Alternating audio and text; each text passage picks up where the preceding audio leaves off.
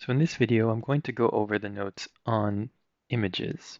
So finding images and dealing with images inside of Photoshop. So the first thing is file formats.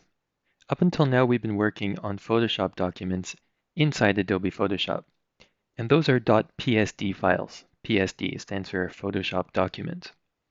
Keep in mind that these are not image files. These are proprietary files. These are file types that belong to Adobe, and they're not as flexible as working with something that's more standard like an image.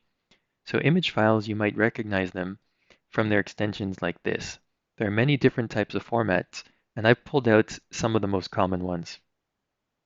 So we have JPEGs, PNGs, GIFs, or TIFFs. So each format has its own thing about it. Some are better for some things than others. But for our purposes, these are the four main ones. And I pulled them out because JPEG, for example, is really good with photos. PNG is better for icons or black and white images, and also if you need any kind of transparency.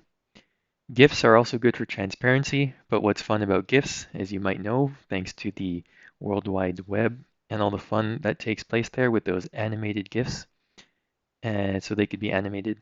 And TIFF, it's another format that's quite common for cameras and printers. So you don't need to know too much about them, but just be able to recognize when something is an image file, because that is completely different than a Photoshop file. A Photoshop file is not an exported image, and it's not something that could be easily opened by other people on their computers unless they have Adobe Photoshop. So for finding images, there is the obvious Google image search, but I'm going to not spend much time on this because it's a little harder to get images from there. And also, just because an image could be found on the internet, it doesn't actually give you the rights to use it. Okay, so in my class, I only use images. I only tell you and give you permission to use an image if you actually have the right to use it. Okay, so there are copyright issues that you need to be aware of, and you can't simply go out there and just take any image that you want just because it exists on the World Wide Web. So I'm going to skip over and head over to this area here where I suggest for you image banks that you could use. So what I just highlighted here are image banks, and they give you photos for free. So these are some very good websites that I highlighted in the left column, and they give you mostly free images, and most of them have no attribution. If you do need some higher quality photos, then you go over here on the right for some resources that are not free. They cost you money, but you typically get what you pay for. Nonetheless, you can get plenty of good images and more than you need for my course using these free resources here on the left. So you'll see me refer to Pixabay, Pexels, Unsplash. These are some really great ones. And then you have two others here for some textures kind of stuff. So I'm going to go ahead and open Pexels. And you can see here, when you find an image, let me just scroll down, or let's use the search bar. And what is the internet good for? Looking at cats, right? So let me choose this cute photo of a cat. And just show you over here, if I click on info, you see that somewhere we'll find the license right over here. And it's saying free to use, no attribution required.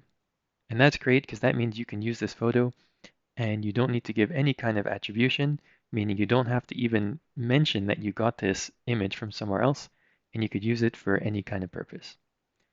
So that's really great, and that's a requirement for all of my exercises and assignments that you have the rights to use the photo. So here in Pexels, to download this image, you can come over here to this little arrow if you want to customize the size. So you can choose which size you want, and you can click on the download button to download it.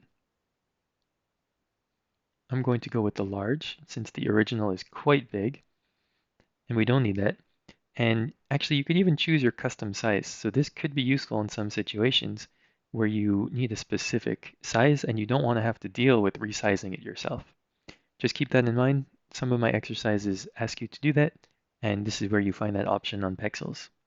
But I'm going to stick to the large and click Free Download. It gives you the attribution link if you want to put it, though you don't need to. And you'll see in the bottom of my browser that it's been downloaded to my default download location, which is on my computer, which is my desktop. So you have to be aware on your computer where your web browser will download your images to.